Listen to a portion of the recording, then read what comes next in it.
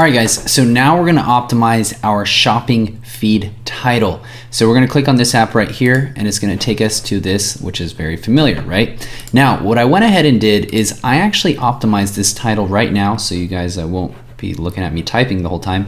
And I wanna show you the kind of the strategy I do for every single title. And first, what I do for every single title is I make sure that I structure it high to low as far as search volume. So first we're going to be covering the product title, then we're going to go over the description.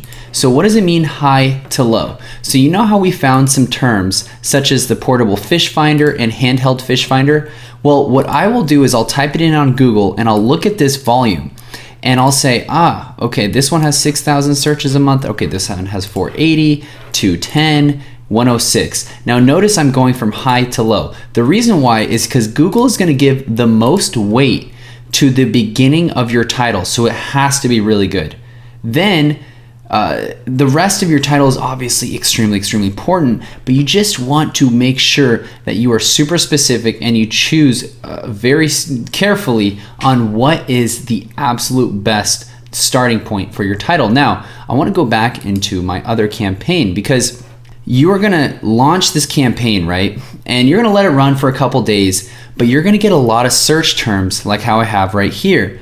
And once you have the search terms, you're also gonna see how many conversions you got for these search terms. So guess what I did? I saw, oh my gosh, face on boxers is giving me a ton of conversion, and then custom boxers, and then personalized boxers, and then even my domain, my actual brand name, and then face boxers. So guess what I did? I then re-optimized my campaign once I saw a consistent amount of conversions, which honestly, I wouldn't just go and say, oh, I got one conversion here. Okay, time to change my listing. You don't want to do that. You want to do this about every 2 weeks. Okay, every 2 weeks you can kind of tweak it here and there, but the main thing is actually just being aware that this is something you can do, because originally I think what I started with was looking at either personalized boxers or custom boxers, which is not bad, but I would have never thought face on boxers was gonna just absolutely crush it for me. So guess what I did? I made sure that this was in the front,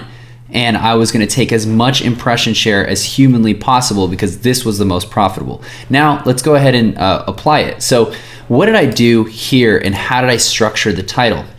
Well, I of course put the most search volume up here, because when we're starting, we want to give our listing a boost. We need this to be really relevant, and there needs to be some kind of search volume, so that way Google starts kind of playing around with our listing, and then we start ranking. Now the rest, of course, is in sequence, but what I also like to do is not just copy and paste just word by word, handheld fish finder and then best fish finder under 400. I like to also make sure that each of these words is used sparingly, so that way it doesn't seem like complete spam, because there's also kind of a frequency that Google will do when it notices that you use a word a little bit too much without other words sprinkled in. It's going to give it kind of less dominance. Now, of course, there's no way to double confirm that, because Google will never admit that at all, but I'm just telling you from my experience. So this is the way I put it together. I wouldn't stress out about it too much, because you just knowing kind of what I mentioned right now is going to put you head over heels over everyone else. And then the real kind of moneymaker here is then going into the search terms and optimizing, which we'll actually be covering in other phases. So I'll be brushing up on that very soon. Now, the next thing that actually kind of surprised me was the description. So the reason why this surprised me is because I launched another product and I had some weird word in here, and then I started ranking for this weird word, and it was profitable. It was super profitable. I'm like, oh my gosh. And I was like, why am I ranking for this? And I saw it in my description. I'm like, interesting.